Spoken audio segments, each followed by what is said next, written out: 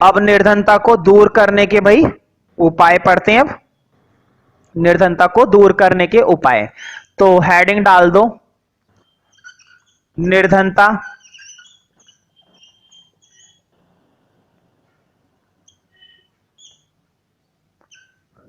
निर्धनता को दूर करने के,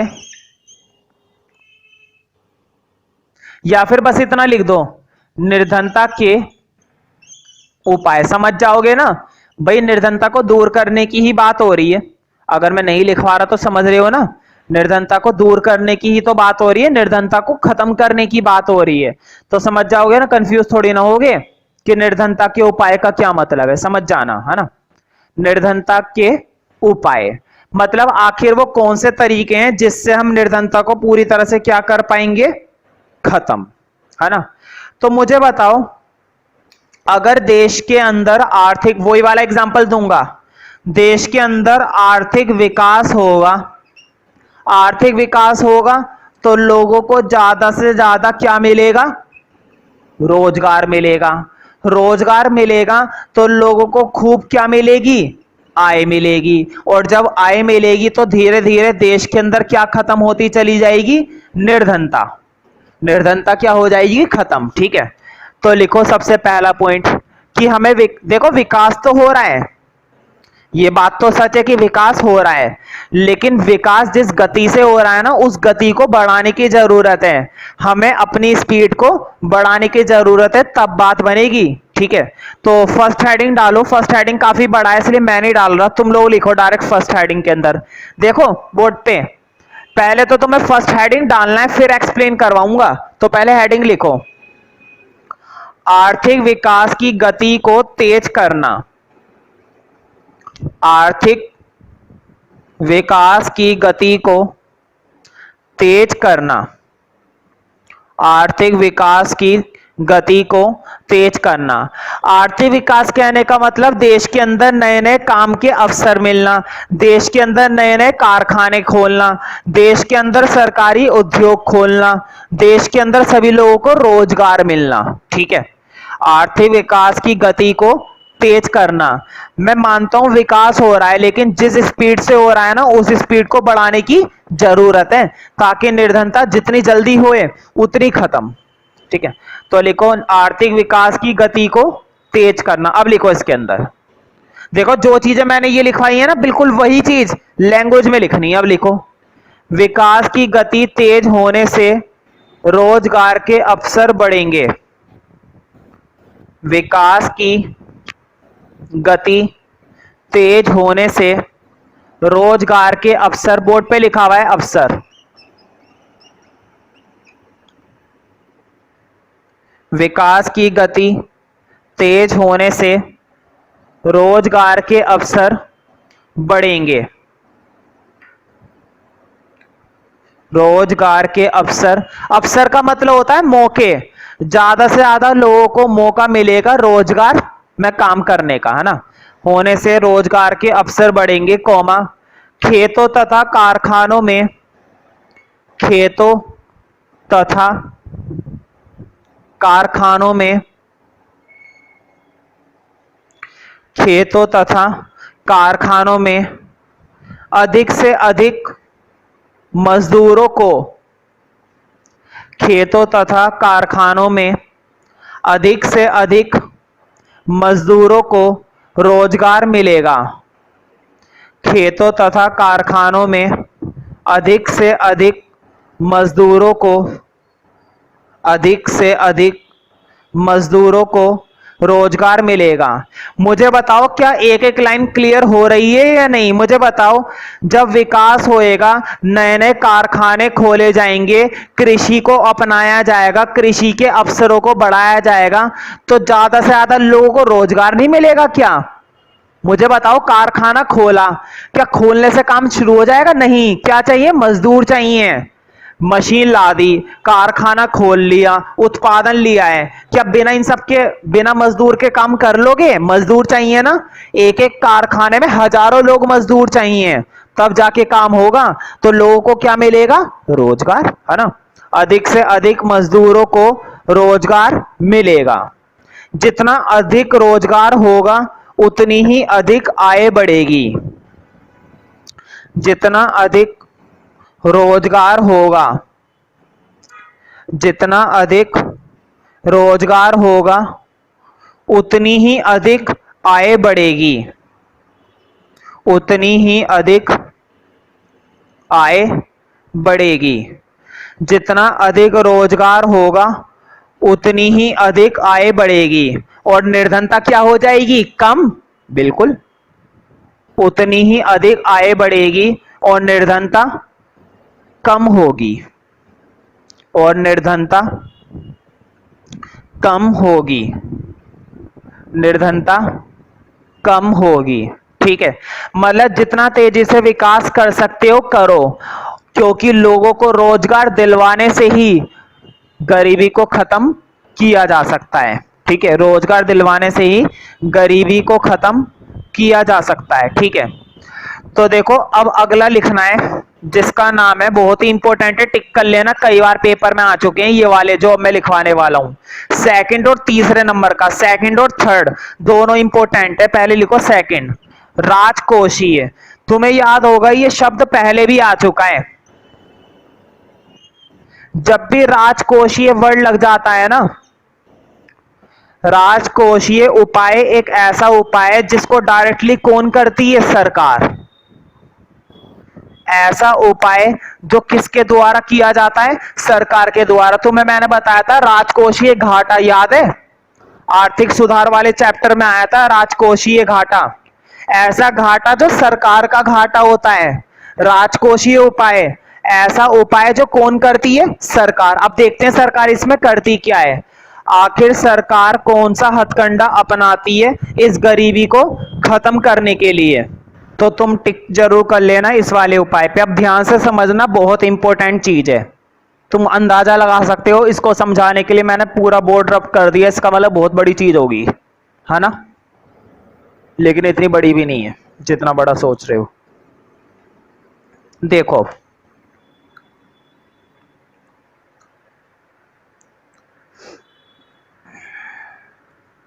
तुम्हें मालूम है सरकार तो मानती नहीं है।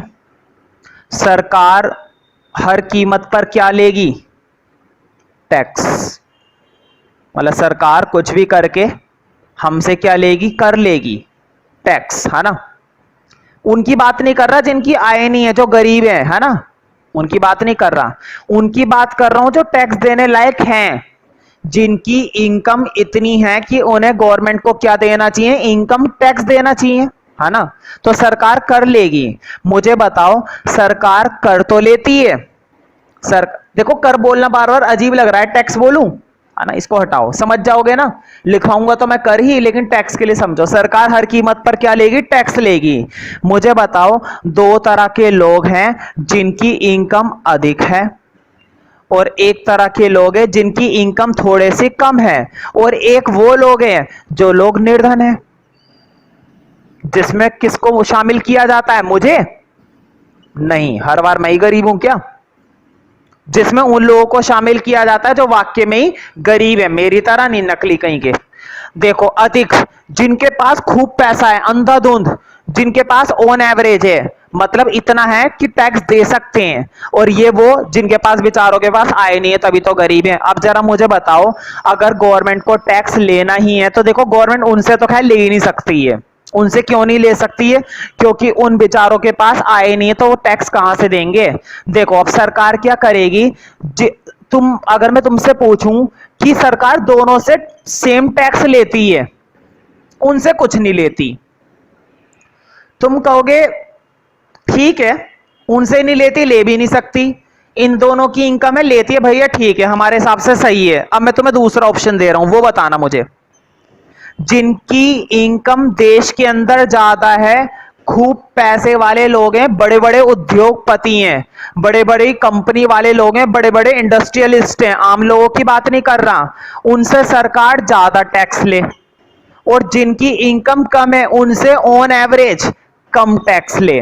मुझे बताओ दोनों ऑप्शन में से कौन सी वाली बात अब तुम्हें ज्यादा ठीक लगेगी, फर्स्ट या सेकंड?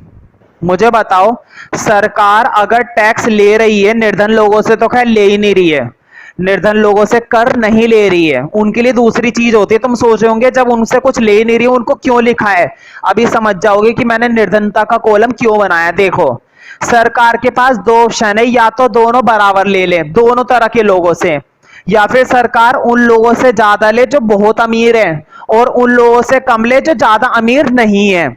ऐसा बात ठीक है ना, ध्यान रखना।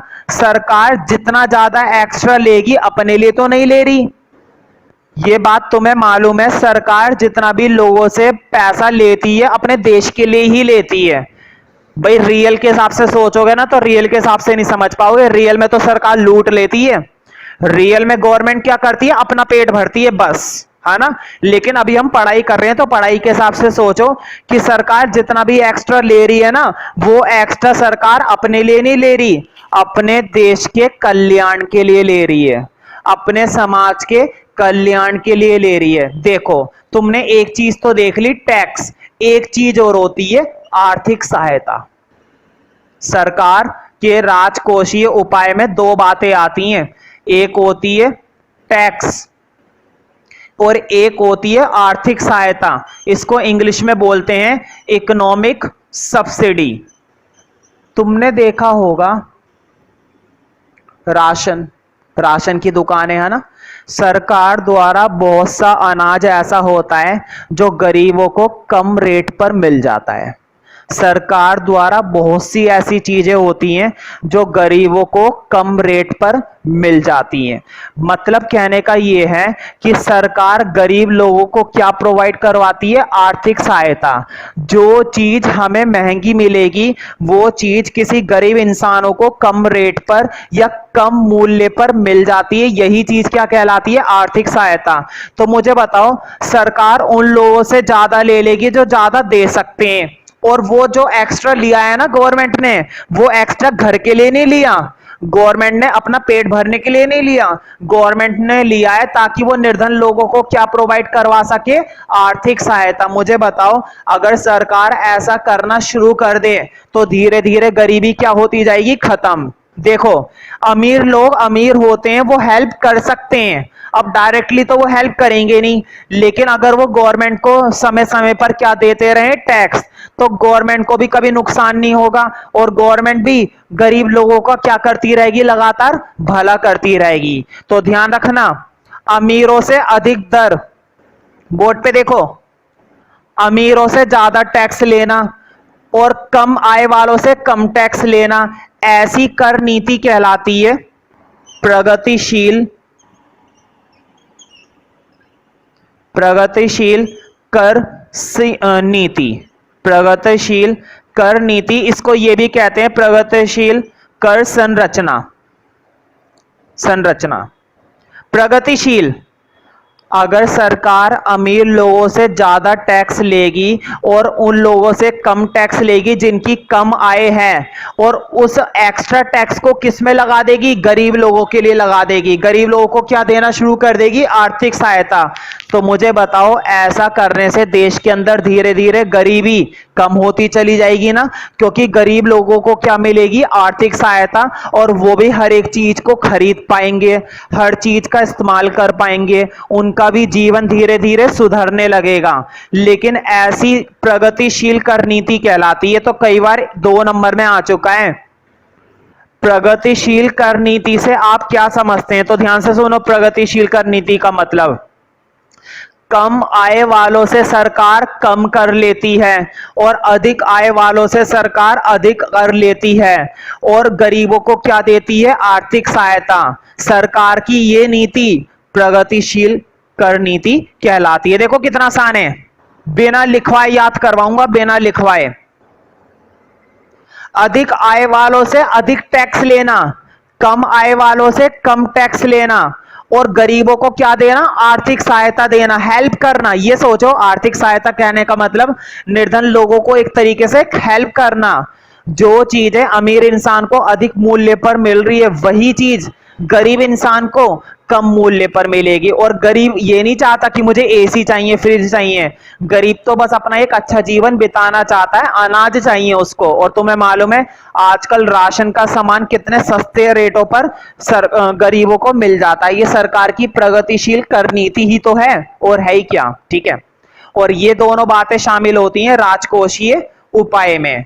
तो जब भी मैं तुमसे पूछूं 1 नंबर में या 2 नंबर में कि राजकोषीय उपाय के अंदर कौन सी 2 चीजें आती हैं, तो तुम्हें बताना है सरकार द्वारा लिया गया कर और सरकार द्वारा दी गई आर्थिक सहायता। आर्थिक सहायता गरीबों के लिए होती है, और टैक्स जो लेती है सरकार हमसे, वो अमीरों से लेती है ना।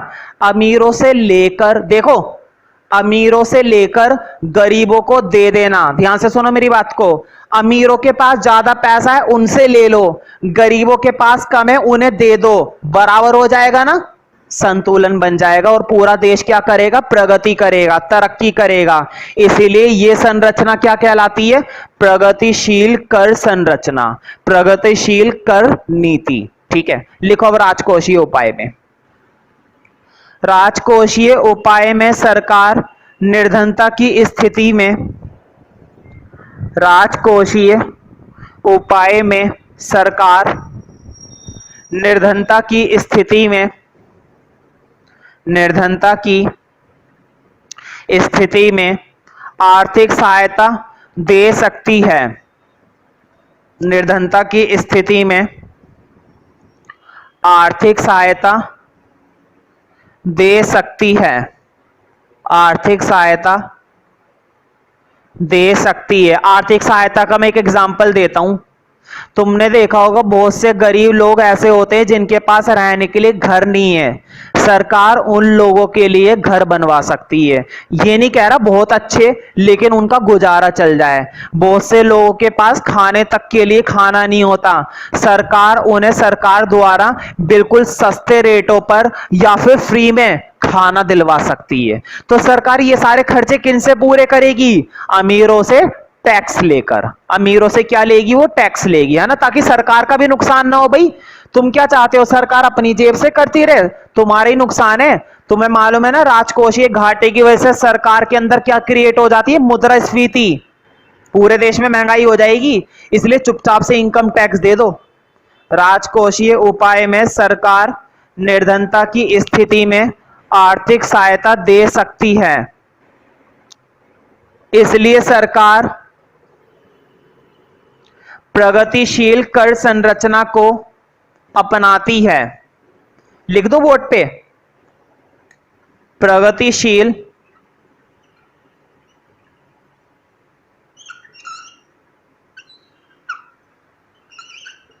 कर संरचना को अपनाती है। सरकार प्रगतिशील कर संरचना को अपनाती है, कर संरचना को अपनाती है। लिखो जिसमें, जिसमें क्या होता है तुम्हें मालूम है, अधिक आय वालों से अधिक टैक्स लेना, कम आय वालों से कम टैक्स लेना, और गरीबों को आर्थिक सहायता देना। 3 बातें याद रहेंगी, अधिक आय वालों से ज्यादा टैक्स लेना, कम आय वालों से कम टैक्स लेना, और जो निर्धन है उनको आर्थिक सहायता देना। ये 3 बातें, ठीक है। लिखो, लिखो जिसमें धनी वर्ग की आय पर, धनी वर्ग मतलब अमीर, जिसमें धनी वर्ग की आय पर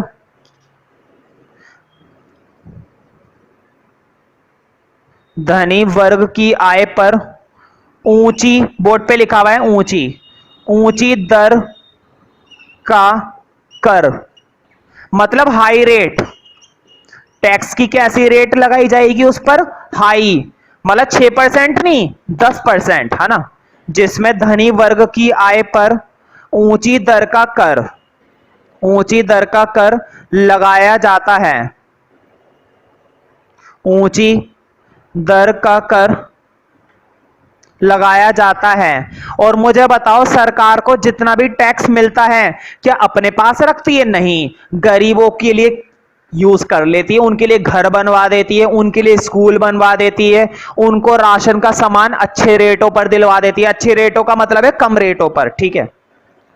लिखो, इस कर का उपयोग, इस कर का उपयोग, बोर्ड पे लिखा हुआ है कर, इस कर का उपयोग, है ना, समझ रहे हो ना क्या बोल रहा हूं मैं।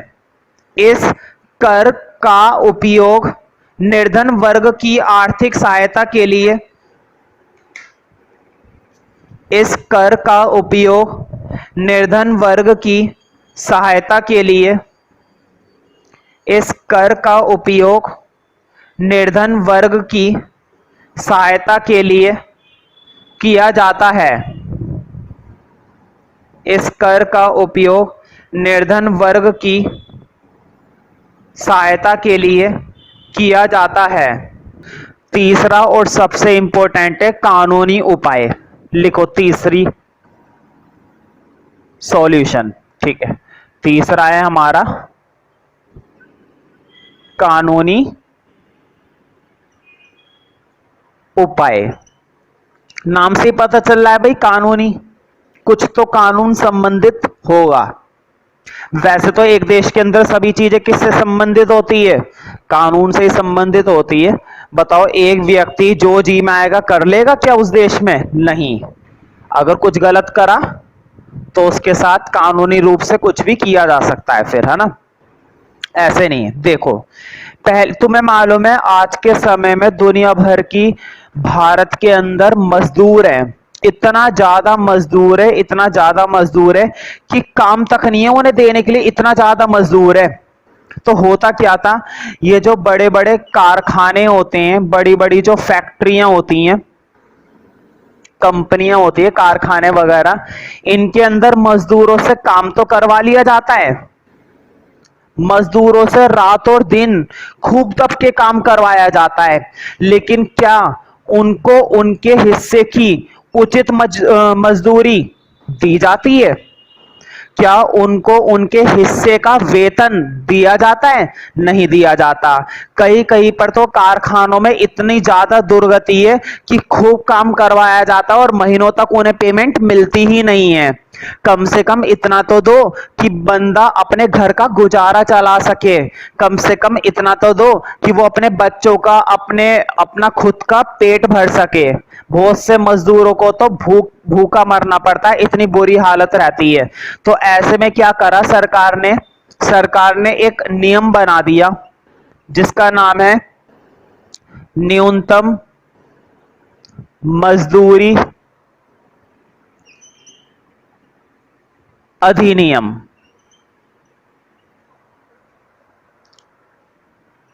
न्यूनतम मजदूरी अधिनियम, नाम से पता चल रहा है। देखो, न्यूनतम का मतलब होता है मिनिमम। अब है ना, सरकार ने जितनी भी बड़ी बड़ी फैक्ट्रियां होती है, कंपनी के जो मालिक होते हैं, सब पर एक बात इंपोज कर रखी है गवर्नमेंट ने कि किसी भी मजदूर को कम से कम इतना वेतन तो देना जरूरी है।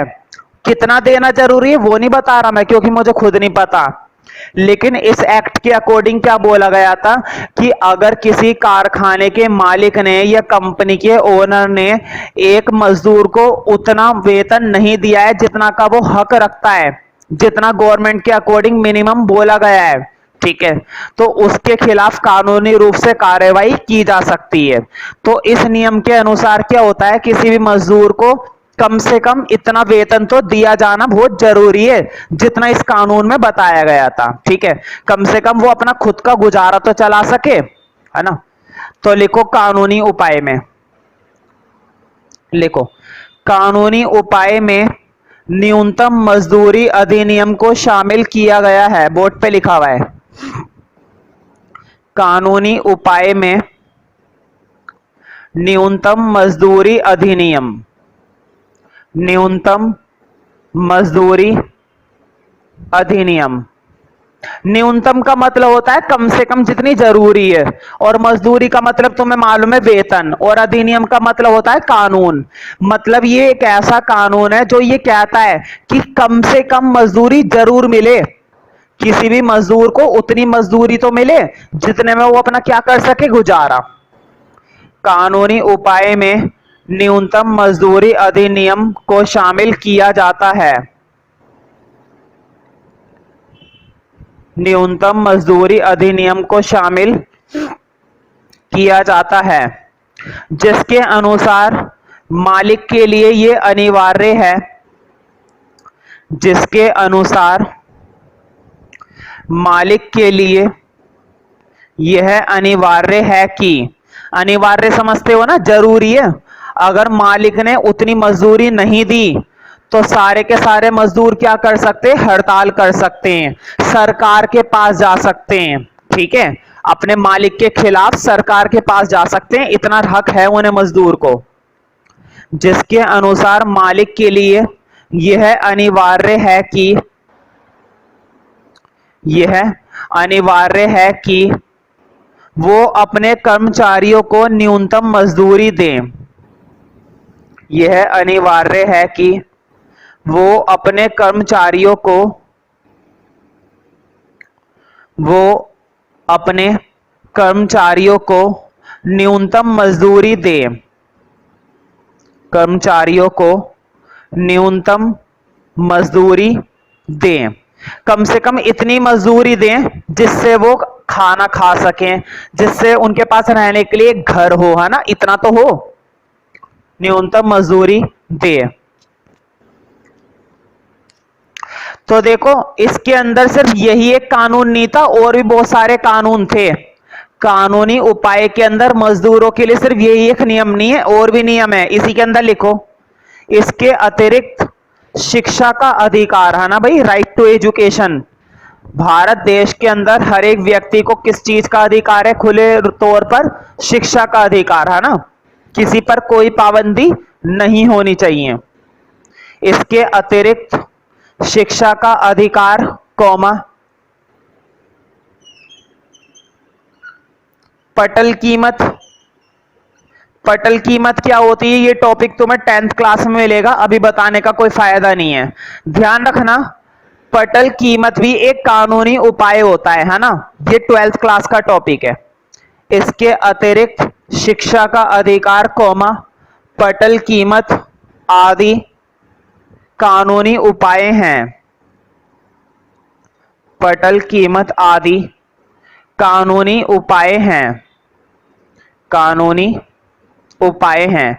कई बार पेपर में आया है, निर्धनता को दूर करने के लिए जो कानूनी उपाय हैं उसमें कौन कौन से 3 कानून शामिल है। देखो पहला कानून क्या था, न्यूनतम मजदूरी अधिनियम, दूसरा क्या बोला है, शिक्षा का अधिकार, तीसरा क्या बोला है, पटल कीमत। तो ये 3 चीजें तुम 1 नंबर में लिख सकते हो। ठीक है, तो देखो सरकार एक कानून बना देती है और मजदूरों को कम से कम उतनी मजदूरी दी जानी बहुत जरूरी है। अगर उतनी मजदूरी ना मिले तो सारे मजदूर सरकार के पास जा सकते हैं ना, आधे लोग तो इसी वजह से निर्धन हो जाते हैं। देखो मुझे बताओ, मजदूर को सिर्फ और सिर्फ क्या मिल रहा है, रोजगार, लेकिन रोजगार के बदले उसको जरा सा भी वेतन नहीं मिल रहा, जरा सी भी उसकी क्या नहीं हो रही है, इनकम नहीं हो रही है। तो ऐसे रोजगार का क्यों कोई फायदा है? ऐसा रोजगार होने के बावजूद भी देश के अंदर क्या बढ़ती रहेगी, निर्धनता बढ़ेगी। क्यों भाई, रोजगार तो चलो ठीक है भाई, पैसे भी तो दो, खर्चा चलाने के लिए, घर चलाने के लिए उनके पास क्या होनी चाहिए, इनकम। लेकिन बहुत से मजदूरों का क्या होता है, बड़ी बड़ी फैक्ट्रियों के अंदर शोषण होता है। लेकिन जब से ये कानून बनाया गया, न्यूनतम मजदूरी अधिनियम, इस कानून के अनुसार बहुत से मजदूर ऐसे हैं जिनका शोषण नहीं होता है। ठीक, अगला लिखो 4th। देखो चौथा उपाय पढ़ेंगे अब हम। तुम्हें एक चीज याद होगी, जनसंख्या प्रॉब्लम करती है ना, आधे से ज्यादा सिरदर्दी किसकी वजह से हो जाती है, जनसंख्या। याद है ना जब मैंने गरीबी के कारण बताए थे, निर्धनता के कारण बताए थे, तो जनसंख्या वाला भी एक कारण बताया था ना। तो बढ़िया रहेगा कि जनसंख्या को कंट्रोल करो, हमें अपने देश की जनसंख्या को क्या करना चाहिए, नियंत्रित करना चाहिए। तो ये उपाय ये भी है, तो लिखो जनसंख्या नियंत्रण। नियंत्रण का मतलब होता है कंट्रोल। मैं ये नहीं कह रहा कि बढ़े ही ना, बढ़ेगी तो सही, देखो लेकिन लेकिन एक हद होनी चाहिए, एक लिमिट होनी चाहिए हर एक चीज की। जब कोई चीज जरूरत से ज्यादा होता है और जरूरत से कम होता है, दोनों ही नुकसानदायक है ना। तो नियंत्रण का मतलब होता है उसको कंट्रोल करो, खत्म मत करो, कंट्रोल करो बस। तो लिखो, जनसंख्या में वृद्धि के कारण प्रति व्यक्ति आय में काफी कमी हुई है। जनसंख्या में वृद्धि के कारण प्रति व्यक्ति आय में काफी कमी हुई है।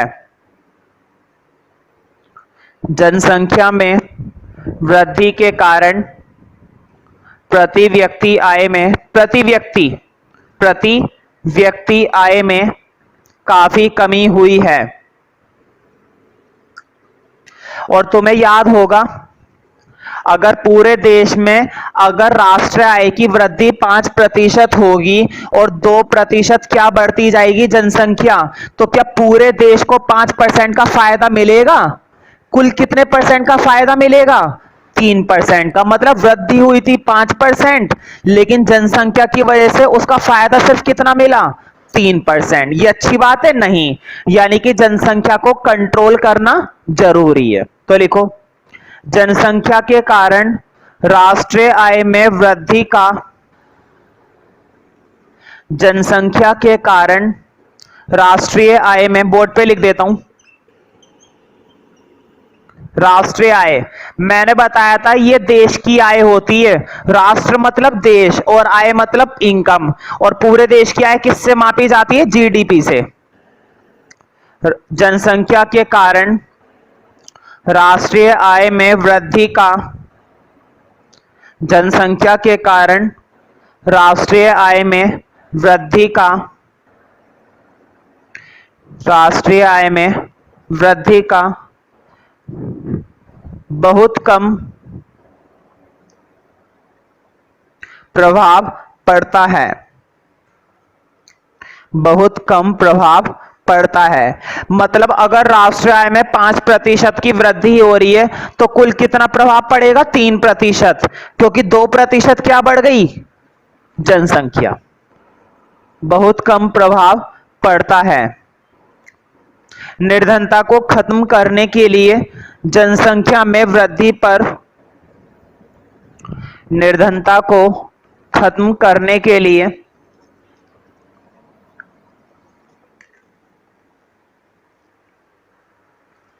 निर्धनता को खत्म करने के लिए जनसंख्या में वृद्धि पर रोक लगानी होगी। मतलब कि नियंत्रण। यहां पर रोक का मतलब है नियंत्रण। जनसंख्या में वृद्धि पर रोक लगानी होगी। जनसंख्या में वृद्धि पर रोक लगानी होगी। मतलब हमें जनसंख्या को थोड़ा सा क्या करना पड़ेगा? कंट्रोल। ठीक है, तो देखो ये तो है 4 मेन उपाय। अब जो मैं 5वां लिखाऊंगा ना, 5वें में तुम्हें लिखने अन्य उपाय। अन्य उपाय ध्यान रखना, टिक कर लो। अन्य उपाय पर 6 नंबर का क्वेश्चन सेपरेट आ चुका है। अन्य उपाय का मतलब है यहां पर है ना कुछ कॉमन उपाय हैं, और इसके बेस पर क्वेश्चन कैसे आता है वो स्पेशली मैं इसी हेडिंग के अंदर है ना बिल्कुल बीचों बीच वो क्वेश्चन लिखवा रहा हूं, जैसा पेपर में कई बार आ चुका है। ठीक है, पहले क्वेश्चन लिखो फिर समझाऊंगा। देखो, पहले तो 5वां हेडिंग डाल दो अन्य उपाय। पहले 5वां हेडिंग डाल दो अन्य उपाय, इस तरह से 2 डॉट बना देना। अब बीचों बीच एक क्वेश्चन लिखो, फिर मैं एक्सप्लेन करवाऊंगा। पहले क्वेश्चन लिखो। लिखो, निर्धन लोगों की गुणवत्ता के लिए, बोर्ड पे लिखा हुआ है गुणवत्ता, निर्धन लोगों की, इस गुणवत्ता का मतलब होता है क्वालिटी। निर्धन लोगों की गुणवत्ता के लिए कौन कौन से अन्य उपाय हैं? निर्धन लोगों की गुणवत्ता के लिए कौन कौन से अन्य उपाय हैं? कौन कौन से अन्य उपाय हैं समझाइए।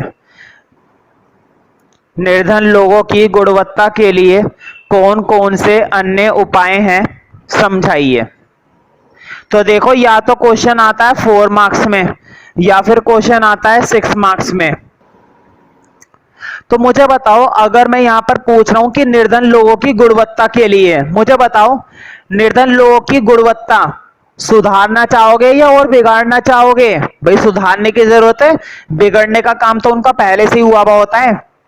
क्या ऐसे क्वेश्चन आ सकता है? अमीर लोगों की गुणवत्ता को सुधारने के लिए बताइए। नहीं, अमीर का क्या करेंगे, अमीर तो है ही अमीर, है ना।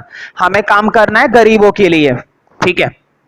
तो अगर निर्धन लोगों की गुणवत्ता को सुधारने के लिए कुछ उपाय हैं, तो वो उपाय कौन कौन से हैं, इस पर या तो 4 नंबर का या 5 नंबर का सेपरेट क्वेश्चन आ जाता है। तो तुम समझ रहे हो ना, शुरू के 4 पॉइंट जो अभी मैंने एक्सप्लेन करवाए थे वो क्वेश्चन अलग, और अब जो मैं बाकी के एक्सप्लेन करवाऊंगा किसके अंदर, अन्य उपाय के अंदर, वो अलग। एक क्वेश्चन और लिखो मेरी तरफ से, इस फॉर्म में भी आया हुआ है। एक क्वेश्चन मैंने ये लिखवा दिया ना, निर्धन लोगों की गुणवत्ता को सुधारने के लिए, है ना। अब एक क्वेश्चन और लिखो ऑब्लिक करके, बिल्कुल सेम। दोनों क्वेश्चन इसी फॉर्म में पेपर में आए हुए हैं, फर्स्ट टर्म में भी और फाइनल टर्म में भी कई कई बार। लिखो, निर्धनता को दूर करने के लिए अन्य उपाय समझाइए। निर्धनता को दूर करने के लिए अन्य उपाय समझाइए। निर्धनता को दूर करने के लिए अन्य उपाय समझाइए। ये तो समझ रहे हो ना भाई, निर्धनता को दूर करने के अन्य उपाय समझाने हैं। तो ध्यान रखना, अन्य उपाय में एक भी वाला उपाय नहीं आना चाहिए जो अभी मैं ऊपर करवा के आया हूं। 4 एक्सप्लेन हो गए ना। अन्य उपाय में वही आने चाहिए जो अब मैं करवाऊंगा। अब लिखेंगे इसका आंसर, है ना। तो मुझे बताओ, निर्धन लोग, गरीब लोग, किसान वगैरह कृषि पर निर्भर रहते हैं। मुझे बताओ, अगर भारत देश के अंदर हमें विकास करना है तो क्या यह कहना सही होगा कि हमें कृषि को खत्म कर देना चाहिए? नहीं, भारत की सबसे बड़ी ताकत है कृषि। तो जरूरी है, अगर तुम विकास करना चाहते हो तो सबसे पहले तुम्हें किस पर ध्यान देना पड़ेगा? कृषि पर। क्योंकि भारत देश की आज भी आधे से ज्यादा जनसंख्या कहां पर लगी हुई होती है? कृषि क्षेत्र पर। उनका रोजगार उसी से ही चलता है। तो क्यों ना कृषि को बेहतर बना दो, कृषि की तकनीक को बेहतर बना दो, कृषि को कमर्शियलाइज कर दो, कृषि के क्षेत्र को बढ़ा दो, फिर देखो किस तरह से विकास होता है। तो तुम्हें पहला अन्य उपाय लिखने की जरूरत है कि अगर हमें पूरे देश में विकास फैलाना है, सभी लोगों को तरक्की दिलवानी है, तो तुम्हें सबसे पहले किसका विकास करना जरूरी है? कृषि का। तो नंबर 1 में पहला अन्य उपाय लिखो, कृषि का विकास, है ना। कृषि का विकास जब तक नहीं होगा जब तक हम करेंगे नहीं, ठीक है। और कृषि का विकास का मतलब क्या है? तकनीक में परिवर्तन करो भाई, मशीनों का इस्तेमाल करो, भूमि बढ़ाओ, सिंचाई के संसाधन दो, किसानों को उधार दो, ऋण दो, है ना। किसानों को अगर उधार आसानी से मिल जाएगा, कम ब्याज पर मिल जाएगा या बिना ब्याज के मिल जाएगा, गवर्नमेंट देने की कोशिश करेगी, तो मुझे बताओ किसानों की स्थिति सुधरेगी या नहीं सुधरेगी? आज भी बहुत सारे किसान ऐसे हैं जिनके पास अपनी जमीन नहीं है, तो गवर्नमेंट अगर उन्हें हेल्प करे तो उनको भी रोजगार मिल सकता है ना। तो लिखो, निर्धनता को, इसके अंदर एक्सप्लेन करना है अब, निर्धनता को दूर करने के लिए कृषि का यंत्रीकरण। अभी मैं मतलब समझा दूंगा इसका क्या होता है। निर्धनता को दूर करने के लिए कृषि का यंत्रीकरण तथा आधुनिकीकरण।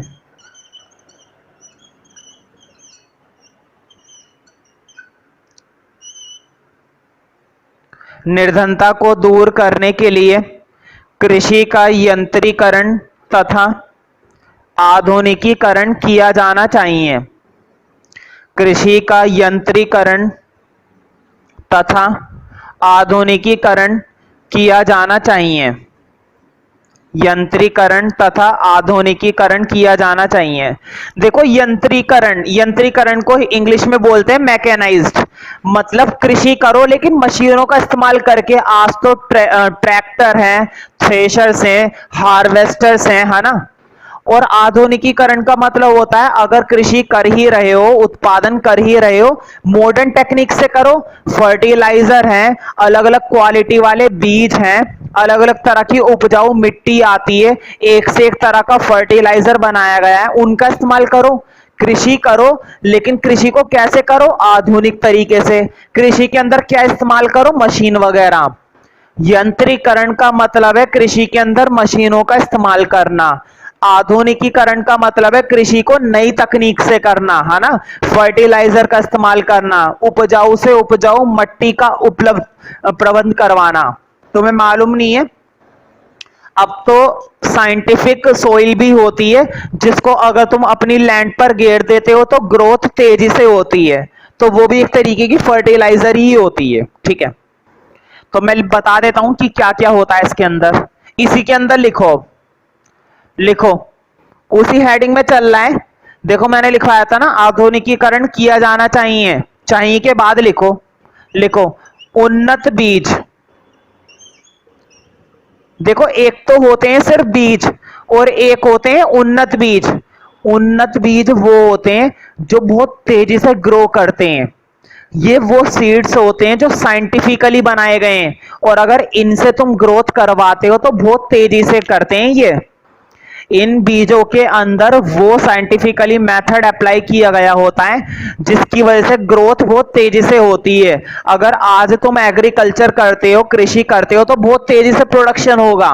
ठीक है, इसलिए तो देखो उन्नत कहते नहीं है, हम तो उन्नति करेंगे, तो उसी से बना है उन्नत बीज।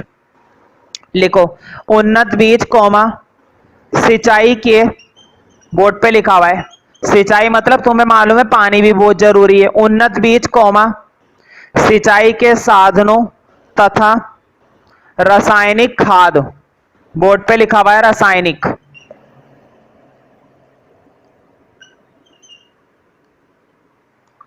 उन्नत बीज कौमा सिंचाई के साधनों तथा रासायनिक खाद का प्रयोग किया जाना चाहिए। उन्नत बीज कौमा सिंचाई के साधनों तथा रासायनिक खाद, खाद होती है ना भाई, नेचुरल नहीं, रासायनिक। अगर रासायनिक खाद का इस्तेमाल करते हो तो दो बातें होती हैं, इसका अच्छा प्रभाव भी पड़ता है और इसका बुरा प्रभाव भी पड़ता है। बुरा ये, अगर तुमने इनका इस्तेमाल गलत तरीके से कर लिया तो पॉइजनिंग भी हो सकती है। कोई सा भी केमिकल अगर तुम इस्तेमाल कर रहे हो ना अपने एग्रीकल्चर में, अगर तुम किसी भी तरह के फर्टिलाइजर का इस्तेमाल कर रहे हो तो वो नुकसानदायक भी होता है। सोच समझकर इस्तेमाल करना बहुत जरूरी है।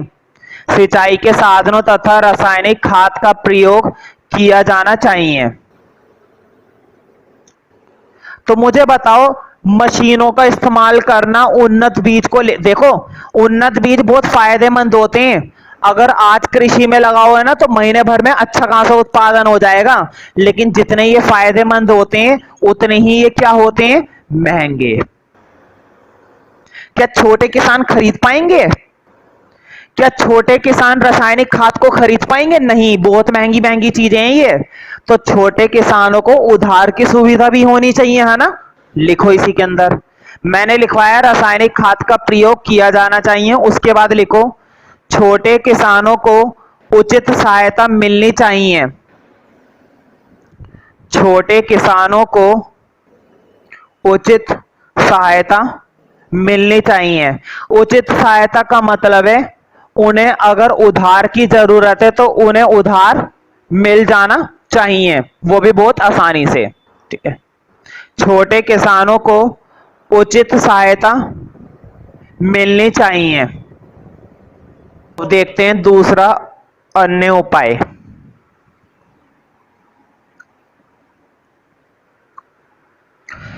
तो देखो निर्धन गरीब है, निर्धन लोग मेरी तरह क्या है, गरीब है। चलो ठीक है, माना कि हम गरीब हैं, हम मानते हैं कि हमारी आय बहुत ही कम है, गरीब उसे नहीं कहा जाता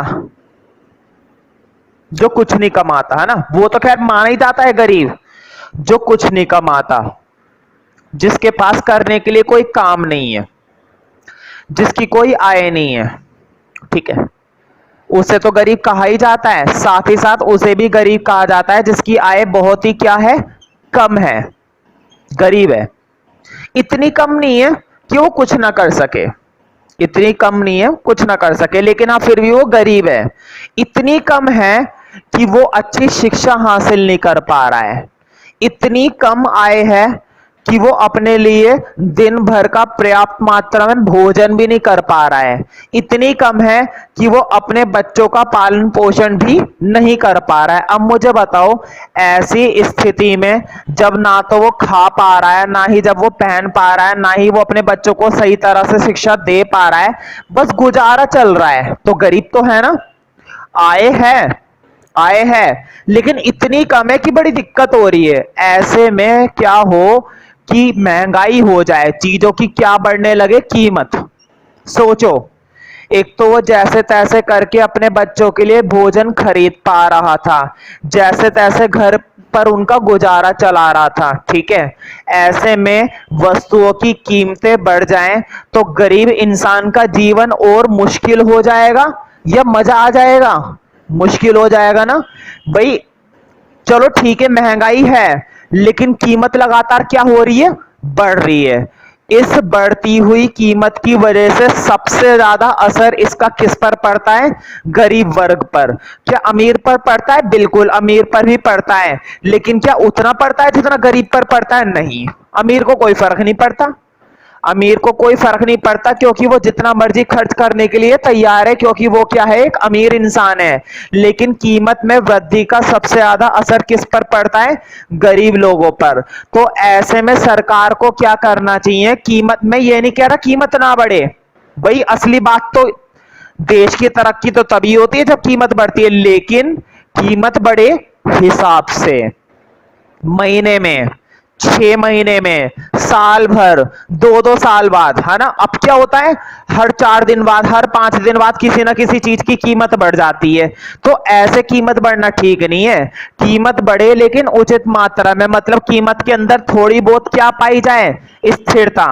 स्थिरता का मतलब होता है स्टेबिलिटी, और स्टेबिलिटी का मतलब होता है जिसमें परिवर्तन ना हो। मुझे बताओ, अगर मैं स्थिरता कह रहा हूं, अगर मैं ये बोल रहा हूं कि कीमत में क्या मिले, स्थिरता मिले, तो कीमत में स्थिरता का मतलब मेरा ये बिल्कुल भी नहीं है कि कीमत बढ़े ही ना। मुझे बताओ, 1947 में जो वस्तुएं जिस कीमत की आती थी, आज के समय में कितनी बढ़ गई, बताओ कितना परिवर्तन आ गया है ना। तो कीमत में परिवर्तन आना तो जरूरी है, लेकिन इतनी तबीयत से नहीं कि गरीब वर्ग उसका कुछ भी फायदा ना उठा पाए, ठीक है। इतनी बढ़े और इतनी कीमत स्थिरता के साथ बढ़े जिस पर सब पर उसका बराबरी से असर हो, ठीक है। तो कीमत में क्या लानी जरूरी है, थोड़ी बहुत स्थिरता। तो दूसरा उपाय लिखो, कीमत में स्थिरता। स्थिरता का मतलब लिख लेना, अगर लिखना चाहो इंग्लिश में, स्टेबिलिटी। कीमत को, प्राइस को क्या होना जरूरी है, स्टेबल। स्टेबल का मतलब होता है फिक्स। यहां पर फिक्स का मतलब ये मत लगाना कि मैं ये कह रहा हूं कि प्राइस में बदलाव ही ना है। देखो, प्राइस में तो बदलाव आना बहुत जरूरी है। तुम मुझे बताओ, अगर तुम एक मार्कर बनाने की फैक्ट्री तुमने खोल रखी है, और 10 साल पहले भी ये मार्कर 5 रुपए का बिकता था, 10 साल बाद भी 5 रुपए का बिक रहा है, क्या तुम्हारे प्रॉफिट में कोई फायदा हुआ? नहीं हुआ। जितना प्रॉफिट पहले था उतना ही अब है। तो कीमत बढ़नी तो जरूरी है। 10 रुपए से अगले साल 11 का हो जाए, फिर 12 का हो जाए, ये तो ठीक है। क्या ऐसा हो जाएगा 10 रुपए से सीधा 25 का हो जाए? नहीं, ये गलत है। कीमत में इतना परिवर्तन गलत है। कीमत में परिवर्तन कुछ ऐसा बढ़े, कीमत में परिवर्तन हो, लेकिन कुछ किस तरह से हो, स्थिरता के साथ, ज्यादा पता ना चले, उस प्राइस के बढ़ने का ज्यादा फर्क ना पड़े, ठीक है। तो ऐसे स्थिरता की बात मैं कर रहा हूं। लिखो, यदि कीमतों में वृद्धि होती रहेगी तो, यदि कीमतों में, कीमत होती है ना, यदि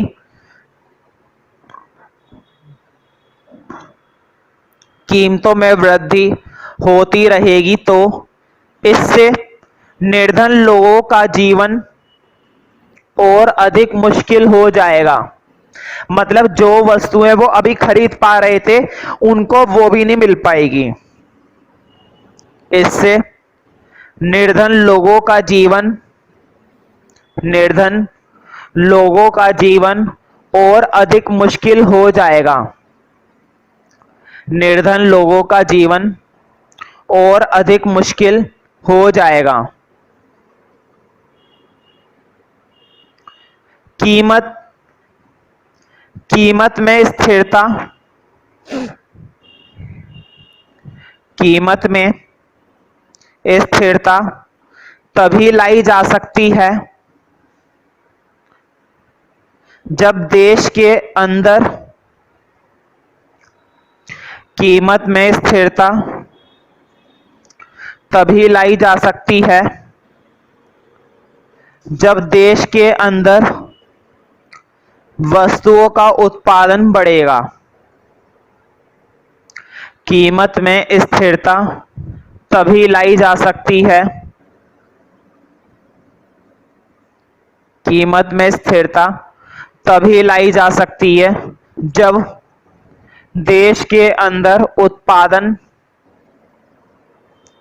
जब देश के अंदर उत्पादन बढ़ाया जाएगा।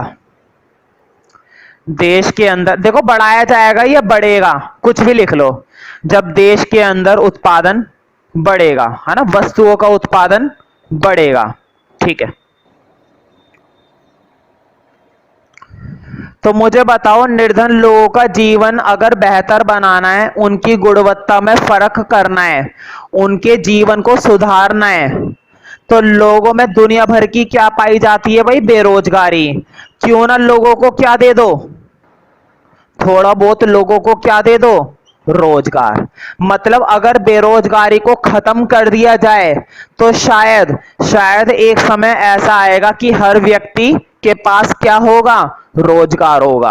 और अगर हर व्यक्ति के पास रोजगार है तो हर व्यक्ति के पास आय है, और अगर हर व्यक्ति के पास आय है तो क्या वो निर्धन माना जाएगा? नहीं, है ना। इसका मतलब ये हुआ कि तीसरा अन्य उपाय है कि हमें बेरोजगारी को खत्म करना पड़ेगा। हमें क्या करने की जरूरत है? बेरोजगारी को खत्म। तो लिखो, बेरोजगारी का उन्मूलन। देखो ये वर्ड 11th क्लास की इकोनॉमिक्स में कई बार आ गया है, उन्मूलन। उन्मूलन का मतलब होता है समाप्त, खत्म करना। मतलब अगर हम किसी तरह से लोगों को क्या दिलवा दें? रोजगार। तो जैसे ही लोगों को रोजगार मिलना शुरू होएगा, धीरे धीरे उनकी क्या होने लगेगी? आय। और अगर लोगों को आय मिलने लगेगी तो उनकी जो गरीबी है वो धीरे धीरे खत्म होने लगेगी, है ना। तो बेरोजगारी का उन्मूलन होना बहुत ही ज्यादा जरूरी है। उन्मूलन का मतलब होता है समाप्ति। बेरोजगारी को खत्म कर दो, गरीबी अपने आप खत्म। लिखो, लिखो, देश में बेरोजगारी, देश में बेरोजगारी कौमा छिपी बेरोजगारी, देश में बेरोजगारी कौमा छिपी बेरोजगारी को, देश में बेरोजगारी कौमा छिपी बेरोजगारी को दूर करके निर्धनता को कम किया जा सकता है। छिपी बेरोजगारी को कम करके, कम करके या खत्म करके, है ना, कम करके निर्धनता को, देश में बेरोजगारी कौमा छिपी बेरोजगारी को दूर करके निर्धनता को कम किया जा सकता है। छिपी बेरोजगारी को दूर करके निर्धनता को कम किया जा सकता है। तो मुझे बताओ, दो तरह के लोग हैं। एक तो ऐसे लोग हैं जो मेरी तरह पूरी तरह से क्या है, शिक्षित है, एजुकेटेड पीपल, ठीक है। और एक वो है जो तुम लोगों की तरह पूरी तरह से क्या है भाई, बोलो, अशिक्षित हैं, जो पढ़े लिखे नहीं है, गंवार हैं बिल्कुल, है ना। हो क्या रहा है, जो पढ़ा लिखा नहीं है वो भी बेरोजगार है, और जो पढ़ा लिखा है वो भी बेरोजगार है, वो भी बेरोजगार है। मुझे बताओ, इसको तो कुछ आता जाता है नहीं, इसकी बेरोजगारी ज्यादा तुम्हें खटकेगी या इसकी बेरोजगारी ज्यादा खटकेगी, शिक्षित वाले की ना। क्या पढ़ा लिखा है, क्या तीर मान लिया पढ़ लिख कर, नौकरी तो तेरे हाथ में है नहीं, आते तो घर वाले ही सुनाएंगे। तो मुझे बताओ, बेरोजगार तो दोनों ही हैं, लेकिन किसकी बेरोजगारी ज्यादा बुरी है, शिक्षित लोगों की। तो सरकार को चाहिए कि सबसे पहले किन लोगों को रोजगार दिलवाए, कम से कम शिक्षित लोगों को तो दिलवा दे। क्यों? क्योंकि ये लोग पढ़े लिख, जो अनपढ़ लोग होते हैं उनसे ज्यादा सक्षम होते हैं, लेकिन इनकी भी बड़ी दिक्कत है। जो काम ये लोग करने के लिए तैयार हो जाएंगे मजदूरी का, क्या वो काम ये करने के लिए तैयार हो जाएंगे? नहीं होंगे। फिर वही वो बड़ी प्रॉब्लम कि मैं तो पढ़ा लिखा हूं, है ना। तो देखो, एक समस्या के बाद दूसरी और दूसरी के बाद तीसरी, है ना। लेकिन सबसे बढ़िया चीज ये है कि कम से कम हम पहले शिक्षित लोगों को तो रोजगार दिलवाएं। जो जवान लोग शिक्षित होते हैं और फिर भी उनके पास काम नहीं होता है करने के लिए, जैसे मेरे पास काम नहीं है, तो घर वाले ही सबसे पहले सुनाएंगे कि क्या कर लिया तूने पढ़ लिख कर, कोई जॉब कर ले, जॉब होगी तो करेगा ना, मिलता ही नहीं है काम, रोजगार ही नहीं मिल रहा, तो बेरोजगार घूम रहा है, मक्खियां मार रहा है रोज रात और दिन। तो लिखो इसी के अंदर, शिक्षित युवकों की बेरोजगारी को, युवक बोर्ड पे लिख दिया है मैंने, शिक्षित युवकों की बेरोजगारी को कम करने के प्रयास किए जाने चाहिए। प्रयास का मतलब होता है कोशिश। शिक्षित युवकों की बेरोजगारी को कम करने के, शिक्षित युवकों की बेरोजगारी को कम करने के प्रयास किए जाने चाहिए। बेरोजगारी को कम करने के प्रयास किए जाने चाहिए। कम करने के प्रयास किए जाने चाहिए, ठीक है। इसी में लिखो। तो मुझे बताओ, शिक्षित लोगों को तो देखो रोजगार दिलवाना ही चाहिए, लेकिन क्या इन लोगों को भूल जाएंगे?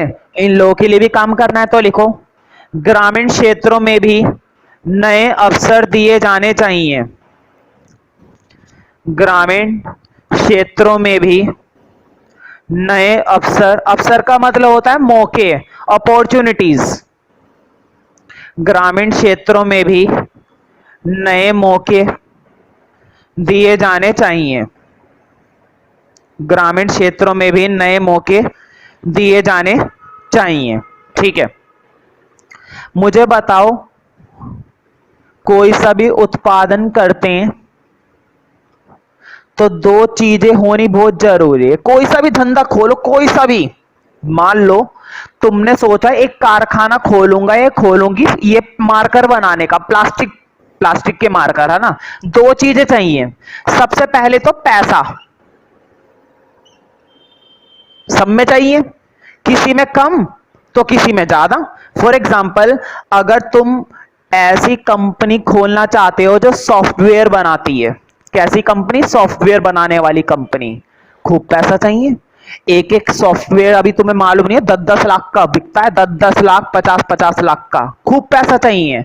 और अगर तुम चाहते हो यार कुछ ऐसा काम करूंगी कपड़ों का, कपड़ों पर कढ़ाई करने का, पैसा चाहिए? नहीं, पैसा तो क्या चाहिए, लेकिन ज्यादातर क्या चाहिए? वर्कर, मजदूर चाहिए। तो दो लोगों के बिना, दो चीजों के बिना तुम किसी भी काम को नहीं कर सकते, एक तो पैसा और एक वर्कर। किसी धंधे में मजदूर ज्यादा चाहिए, किसी धंधे में पूंजी ज्यादा चाहिए। अब मुझे बताओ, हमारे देश के अंदर प्रचुर मात्रा में क्या पाई जाती है, दुनिया भर की क्या पाई जाती है? पूंजी।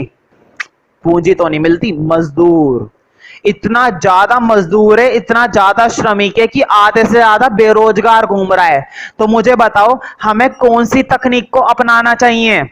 श्रमिक प्रधान तकनीक एक होती है, श्रमिक प्रधान तकनीक, और एक तकनीक होती है पूंजी प्रधान तकनीक। इन दोनों तकनीक के बारे में मैं 12th क्लास की फर्स्ट बुक की इकोनॉमिक्स के फर्स्ट चैप्टर में मैं तुम्हें बताऊंगा, लेकिन मैं इतना जरूर बता रहा हूं, ध्यान से सुनना। अब श्रमिक प्रधान तकनीक कहने का मतलब ऐसी तकनीक जिसमें किसका इस्तेमाल करते हैं हम? श्रमिकों का। श्रमिक मतलब मालूम है? लेबर, मजदूर, ठीक है। और पूंजी प्रधान तकनीक मतलब ऐसी तकनीक जिसके अंदर ज्यादातर किसका इस्तेमाल किया जाता है? पूंजी का। अब तुम खुद सोचो, अगर हमारे देश में मजदूर दुनिया भर के पाए जाते हैं, आधे से ज्यादा लोग बेरोजगार घूम रहे हैं, तो हमें कौन सी तकनीक का इस्तेमाल करना चाहिए? श्रमिक प्रधान तकनीक, है ना? तो हमें अपनी तकनीक को भी सुधारना पड़ेगा। लेकिन तुम बोलोगे कि भैया अगर श्रमिक ही श्रमिक हो और पूंजी ना हो तो कैसे काम चलेगा? बिल्कुल, मैं ये नहीं कह रहा कि सिर्फ श्रमिक प्रधान तकनीक का इस्तेमाल करो, श्रमिकों का ज्यादा इस्तेमाल करो, पूंजी का कम इस्तेमाल करो। फॉर एग्जाम्पल एग्रीकल्चर, बताओ कृषि, कृषि के अंदर इतना पैसा तो चाहिए नहीं, लेकिन ज्यादातर क्या चाहिए? मजदूर चाहिए, ठीक है। मान लो तुम्हारी कोई क्लॉथ की इंडस्ट्री है, कपड़े पर कढ़ाई होती है और हाथ का काम है, कपड़ों पर कढ़ाई होती है ना, एम्ब्रॉयडरिंग कढ़ाई करते हैं, तो कढ़ाई का काम है, हाथों से किया जाता है, तो श्रमिक चाहिए या पैसा चाहिए? श्रमिक चाहिए भाई, है ना? पूंजी कम, श्रमिक ज्यादा, ठीक है। मैं ये नहीं कह रहा कि पूंजी नहीं चाहिए, ऐसा कौन सा धंधा है जिसमें पूंजी नहीं चाहिए? पूंजी तो सब में चाहिए, लेकिन हमें वो धंधा करना चाहिए जिसमें श्रमिकों की ज्यादा जरूरत पड़े, ठीक है। तो अगला लिखो, चौथा, उत्पादन की तकनीक में परिवर्तन। उत्पादन की तकनीक में परिवर्तन। तकनीक का मतलब होता है टेक्नोलॉजी, मतलब हमें अपना काम करने का तरीका, हमें अपने काम करने की टेक्निक बदलनी पड़ेगी। पहले हम ज्यादातर किस पर फोकस करते थे? पूंजी पर, पैसे पर। लेकिन आज के समय में हमें ये बात समझ में आ गई है कि भारत के अंदर पूंजी कम है और श्रमिक ज्यादा है, तो जो चीज ज्यादा है उसका इस्तेमाल करो ना। देखो अगर हम श्रमिकों का इस्तेमाल करने लगेंगे, भारत देश के अंदर दुनिया भर के मजदूर खाली पड़े रहते हैं पूरे साल भर, अगर हम ज्यादा से ज्यादा इस्तेमाल करेंगे श्रमिकों का, तो खूब मजदूरों को क्या मिलने लगेगा? रोजगार मिलेगा भाई। सारे मजदूर हमारे कारखाने में आकर काम करेंगे, तो धीरे धीरे सभी को क्या मिलेगा? रोजगार। और अगर रोजगार मिलेगा तो निर्धनता खत्म। यानी कि हमें पूंजी प्रधान तकनीक पर कम जोर देना है और श्रमिक प्रधान तकनीक पर ज्यादा जोर देना है, ठीक है। लिखो, उत्पादन की तकनीक में परिवर्तन के लिए लिखो, लिखो, भारत में उत्पादन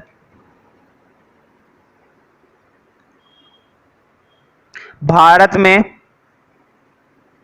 उत्पादन के लिए श्रमिक प्रधान तकनीक को प्राथमिकता देनी चाहिए।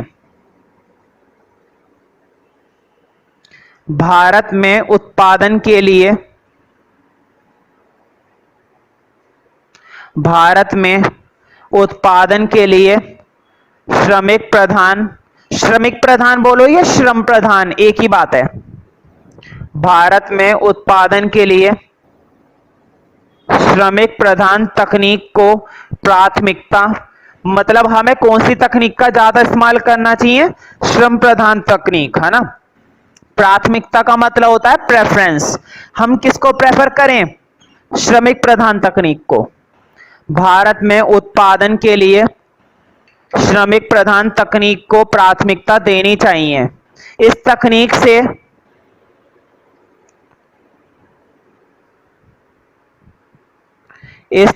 से मजदूरों को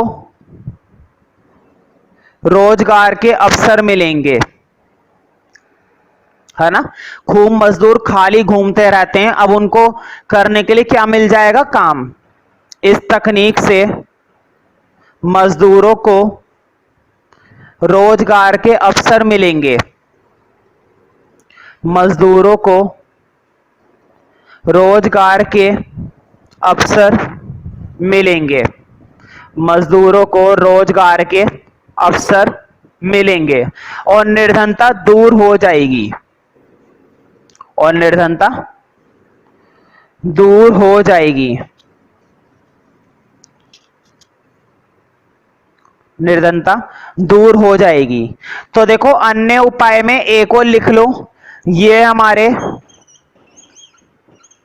पिछड़े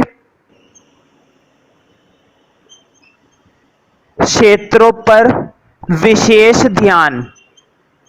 पता है आज के समय में बहुत से क्षेत्र ऐसे हैं जहां पर पीने के लिए साफ पानी तक नहीं है, रहने के लिए जगह तक नहीं है, कच्ची सड़कें हैं।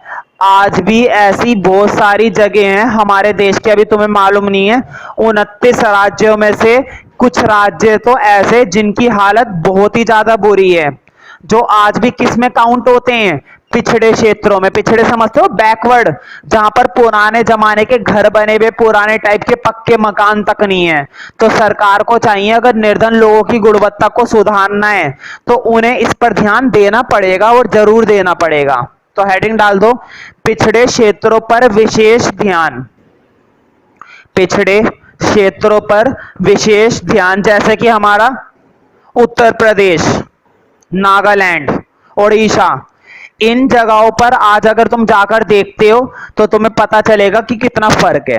ठीक है, लिखो, भारत के पिछड़े क्षेत्र जैसे, भारत के पिछड़े क्षेत्र जैसे उड़ीसा। देखो उड़ीसा मैं लिख जरूर रहा हूं बोर्ड पे, बाकी जैसा तुम लोगों को ठीक लगे वैसा लिख लेना, क्योंकि इसको 2-3 तरीके से लिखा जाता है ना। मैंने तो फिलहाल ऐसे लिख दिया है क्योंकि बुक में ऐसे लिखा हुआ है, तुमने जैसा सुना है वैसे लिख देना। उड़ीसा कौमा नागालैंड, उत्तर प्रदेश, बिहार। भारत के पिछड़े क्षेत्र जैसे उड़ीसा, नागालैंड,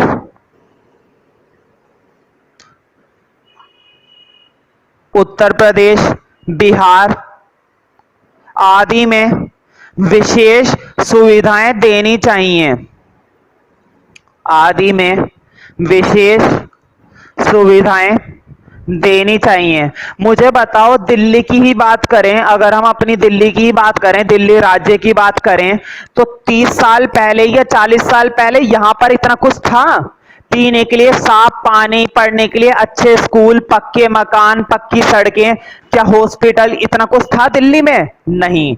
दिल्ली में तो निकल गए हम इतने आगे, लेकिन आज भी बहुत सारे राज्य ऐसे हैं जैसे कि मैंने ये बताया जहां पर ये सब सुविधाएं आज भी उपलब्ध नहीं है। अब तो खैर धीरे धीरे होने लगी हैं, पहले नहीं हुआ करती थी, क्योंकि हमने इन पर क्या दिया है, विशेष ध्यान।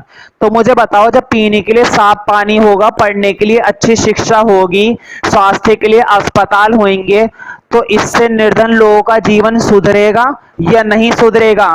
उनकी गुणवत्ता में परिवर्तन आएगा या नहीं आएगा? बताओ, हाँ या ना में जवाब दो। अगर ये सारी चीजें, सुख सुविधाएं हर एक व्यक्ति को दी जाएंगी तो उसके जीवन में कुछ परिवर्तन आएगा या नहीं आएगा? आएगा ना परिवर्तन, बिल्कुल। तो लिख लो, उत्तर प्रदेश, बिहार आदि में विशेष सुविधाएं देनी चाहिए। विशेष सुविधाएं देनी चाहिए जिससे निर्धन लोगों के जीवन में परिवर्तन आएगा। जिससे निर्धन लोगों के जीवन में परिवर्तन आएगा। निर्धन लोगों के जीवन में परिवर्तन आएगा।